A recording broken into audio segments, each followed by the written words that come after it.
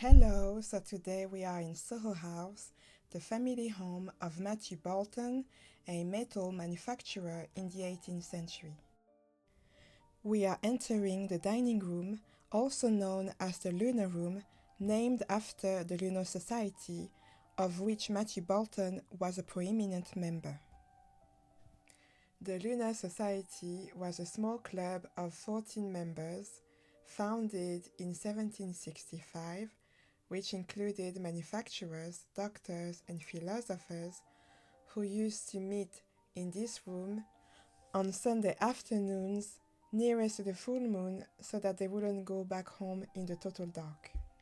They would gather around this mahogany dining table, which at that time had a set of 14. The architecture of this room dates back to the late 18th century. Erasmus Darwin, the founding father of the Lunar Society, probably sat on this chair more than 200 years ago. He was a doctor, a poet, and an inventor. So now let's visit another room, because the house is quite big. The lady by the entrance told me that I could film the whole place, so here I am. We are now entering the breakfast room, which was also used as a sitting room. This is here that Matthew Boulton, his wife Anne, and their 2 children would have their breakfast. On the left-hand side, the marble chimney-piece dates back to the late 1790s, and the mirror dates back to 1805. Matthew Boulton purchased most of the furniture for this house during the late 1790s, when the building was enlarged and remodeled. Let's carry on to our next room on the right-hand side, the drawing room, also known as the music room. With the emphasis on musical accomplishment expected of young ladies in the 18th century, the inclusion of a music room in plans for new homes and renovations for existing homes became increasingly more common. During this period, social occasions at home centered on musical performances. The room was often used to show off the musical accomplishments of the women in the household. It also provided a place to house the instruments and musical collections of the ladies. According to Miss Bingley in Pride and Prejudice, the necessary accomplishments of a lady are a thorough knowledge of music, singing, drawing, dancing, and the modern languages. These were just the kind of accomplishments for which the drawing room had become the well-finished and well-furnished stage. Anne, Matthew Boulton's daughter, was probably sitting here playing piano for her father's business partners at Soho Manufactory. Who knows? The drawing room is next door to the breakfast room because the family could, after having breakfast, withdraw to that room to relax, read the newspaper, play music.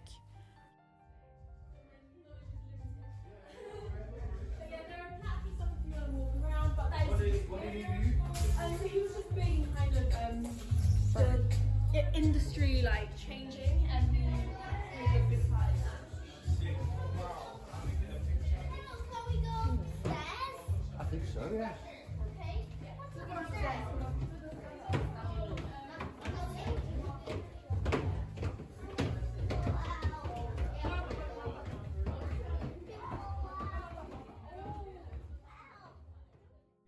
Our next room is Matthew Boulton's study.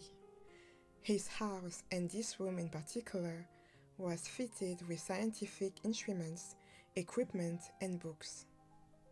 Matthew Boulton's scientific interests included meteorology, geology, metallurgy, chemistry, astronomy, and electricity. This mahogany Christmas chair is one of a pair of chairs that were part of the original furnishings at Soho House. It is at this table that Matthew Boulton would conduct business and write his ambition for his Soho Manufactory. Boulton was born in Birmingham on the 3rd of September 1728. His father, Matthew Boulton Sr., was a manufacturer of metal toys. Above the chimney-piece is a pastel drawing, The Face of the Moon, by John Russell, dating back to 1795. This artist created many accurate drawings, maps, and globes of the moon, which he produced by observing it through a telescope. The black man in the picture is Olaudah Equiano, a former slave and anti-slavery campaigner who wrote a book describing the evils of slavery. They both met in 1789, and Boulton even bought a copy of his book. Matthew Boulton was very involved in the campaign to end the slave trade, along with several members of the Lunar Society. However, he continued to sell Soho steam engines to the West Indies for use in the sugar mills into the early 19th century. We are now in the Fossilry. Natural history held a particular fascination for Matthew Boulton, and he was also interested in collecting mineral and fossil specimens that would assist him in his business of manufacturing decorative metalwares. In 1782, Boulton created a fossilry at his manufactory to house his collection, and by 1803, he moved it to this room so that he could keep and study his specimens in the house.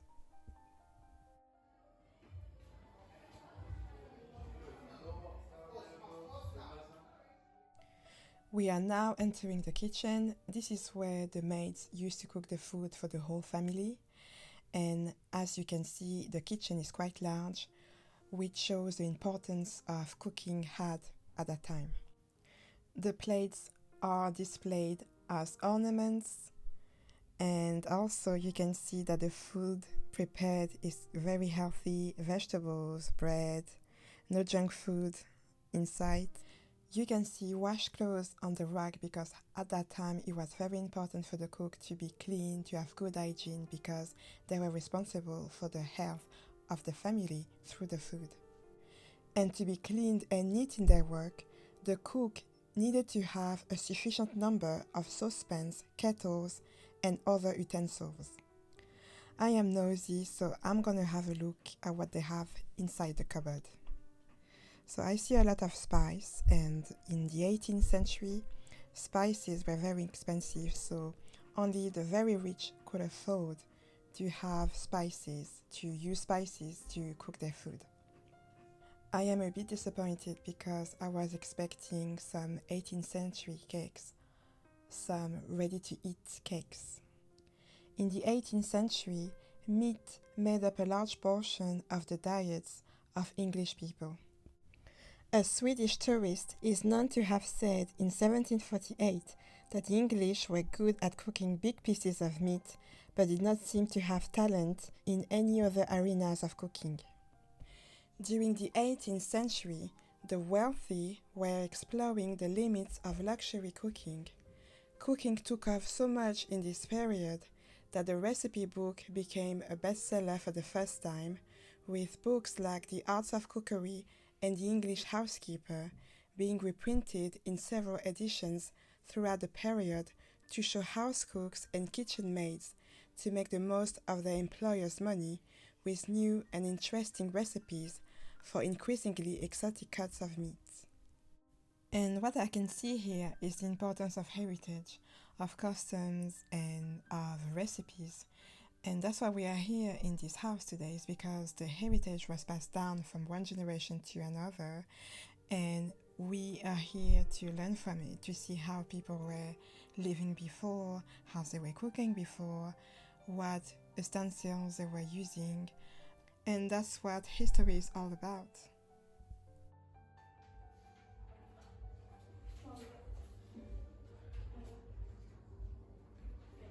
Can we just go out so I can do nothing and then come back? Brief history of Soho House, right? Let me read this then. So let me read this to you. Matthew Boulton was born in Birmingham on 3rd September 1758. When he was 17, he started working for his father's buckles and put in his business. He eventually took over the business and expanded it. During the 1760s, he moved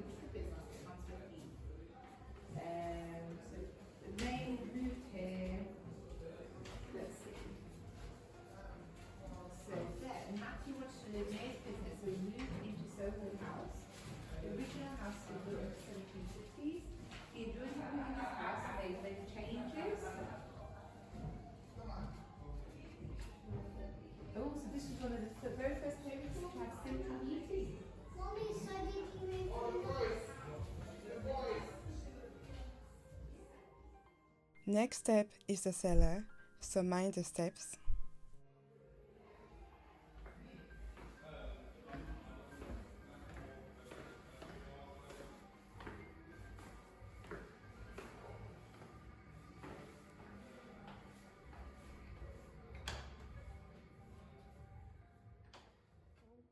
So this is the cellar, and that looks more like a dungeon if you want my opinion. Very dark, very gruesome in a way. This is where the servants at Soho House would store the wine. In 1801, Matthew Boulton made a list of his family, which included his own servant, a housekeeper, his son and daughter's personal servants, a cook, houseboy, chambermaid, and coachman. Most of the servants would have lived at Soho House. Hardly any of the servants' rooms and domestic offices have survived. Most of them were demolished during the 19th and early 20th century.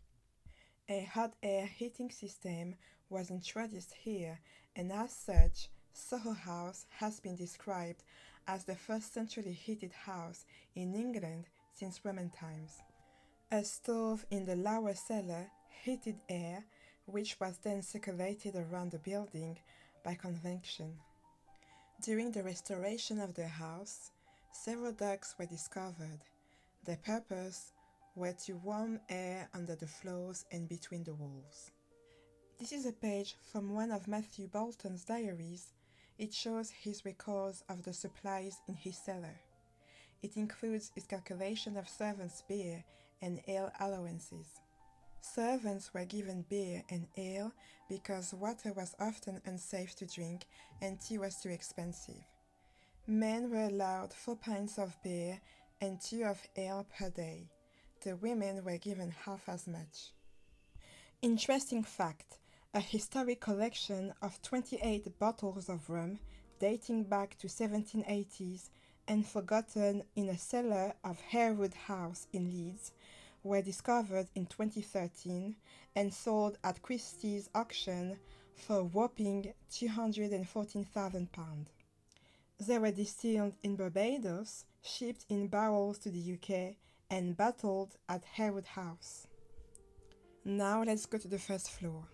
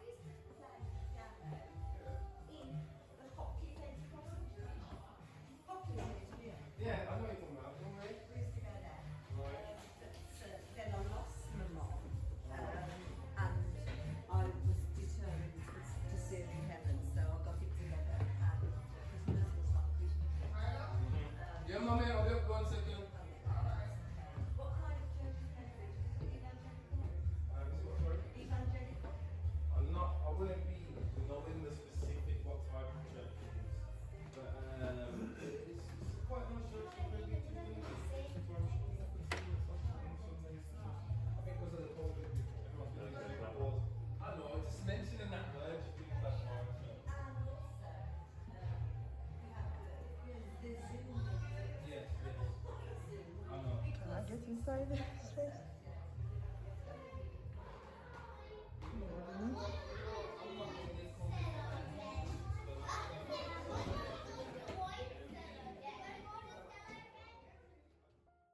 This room symbolizes the biggest achievement of Matthew Boulton, the Soho Manufactory.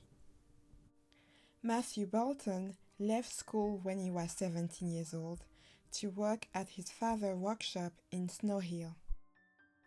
In 1759, his father died. Matthew Boulton used the money acquired through his first and second marriage, along with loans, to expand his late father's business. In 1761, Boulton purchased a lease on 13 acres of land at Soho in Handsworth to build the Soho Manufactory. And he had around 400 people working for him there. In the 1770s, there was a great shortage of copper coinage, and as a result, a lot of coins in circulation were forgeries.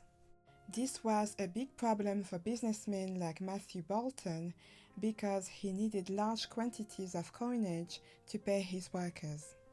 In 1788, Boulton built the first mint at Soho Manufactory. He used steam power to mint vast quantities of superior quality coins, which were difficult to forge. Boulton lobbied the government to have a contract to produce copper coinage, and he finally received a contract in the late 1790s. Boulton produced many other coins and medals. He revolutionized the production of coinage, and he considered this to be the greatest achievement of his career. The Soho Manufactory was also a major center of silversmithing. Boulton was able to produce quality goods of exceptional design that were able to compete against leading firms in London. Boulton spent a lot of time with aristocrats in order to assimilate their taste. He also scoured London shops for models and ideas. Boulton also had travel agents across Europe who reported to him on current tastes. Boulton embraced classical ornament and elegant simplicity because it appealed to his patrons. His silver items were very popular. Boulton had several royals among his patrons, like Catherine the Great of Russia. From the late 1770s, silver design and production began to decline, and by that time, Boulton was focusing on his Soho mint and was developing the steam engine with James Watt.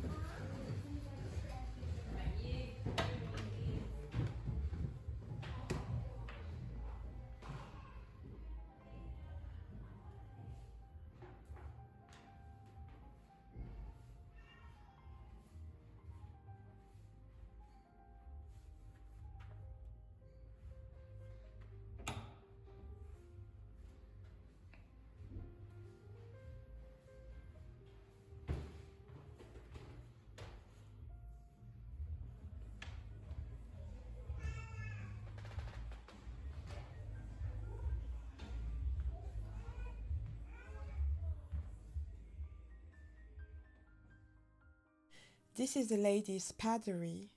It was probably used as a dressing room by Anne Boulton, Matthew Boulton's daughter. The matching daybed and cabinet date to 1805. They are typical of the type of furniture that would have been used in a lady's dressing room or a boudoir at this time. To the right of the cabinet is an uncovered portion of wall which allows a glimpse of one of the major heating ducts for the house's warm air heating system. There was originally a water closet in this little room. The flushing toilet was patented in 1775, although was only found in wealthier households, and was connected directly to the Thames through an old inadequate sewer system.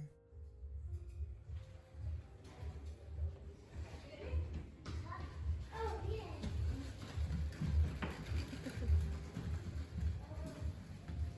This way. Do you organize tours, like with the tour guide? Do I organise it? The Soho... Do we do organised tours? Yes, Yeah. we do, yeah. Okay. Yeah. If you look on our website, there's a group visit section, and you can Okay. book a group visit there. Okay, I would like to actually have someone talking Yeah, about... we definitely do that. So Okay. on there. This place was used by Anne as a small sitting room. Anne Boulton was born in 1768 and spent most of her life at Soho House.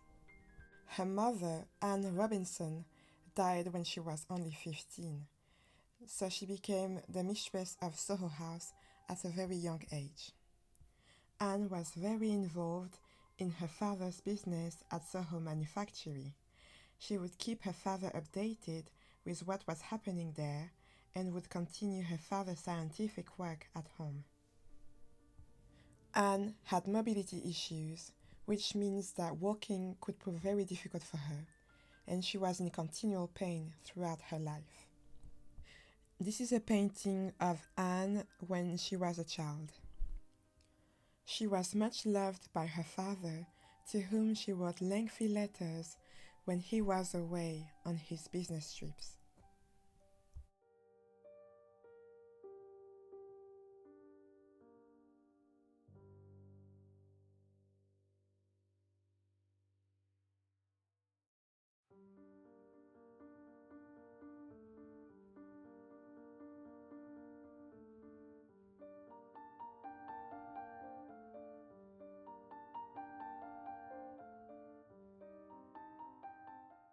Opposite the sitting room is Matthew Boulton's bedroom. He started using it as a bedroom in 1803. Before that, it was a library. This is a bag wig. Wigs were very popular and very expensive at the time, and that led to the creation of a new profession, which is wig snatching. So you have wig snatchers, also known as shaving lay, who would steal on people's wigs in broad daylight, straight from their heads. A beautiful wooden bedstead with matching curtains and linens was often the single most valuable piece of furniture in the household. A four-poster bed was considered a status symbol. Underneath the bed is a chamber pot. It was emptied by a chambermaid into buckets for collection by night soiled men with carts, and the contents reused as manure. The chamber pot was cleaned by the chambermaid with hot water and soda. If you happened to be poor, you had to empty your own chamber pot.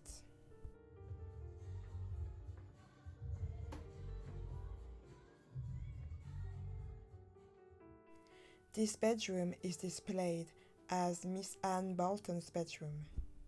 Here is a reproduction of a very expensive handmade bonnet Anne bought at a London shop in 1820. By the 1780s, fashionable homes had begun to have highly coordinated interiors. The bed displayed here has a cornice and hangings that harmonize with those of the window curtains. Anne was the eldest of the two children Matthew Boulton had with his second wife, Anne Robinson. She was the sister of Matthew Boulton's first wife, Mary Robinson, who died a couple of years after they married. Anne lived at Soho House until after her brother's marriage in 1817. Anne was much loved by her father, and Boulton made sure to secure her future after his death in 1809. Boulton left Anne a combined fortune of £34,000, which equals to over £2 million of today's money, enabling her to move from Soho in 1818 to a house of her own. Upon her death in 1829, she left each of her servants 1 year's wages, plus a further £20 each for the two longer serving. She left the remainder of her fortune to a younger brother.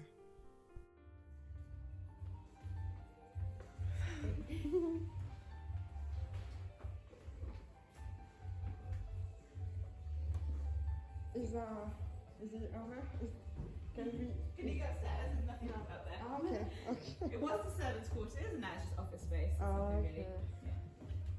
I don't know if I went this. Ah, yes, I went there already. Hello. Okay, I think I did everything. Yeah, you didn't see it all. Thank We've you. been down into the cellar. Yes, Yes, it was yeah. scary. It is a little bit Yeah, scary, like- isn't it? And I was alone. I was, oh my god, I hope that I can go back upstairs.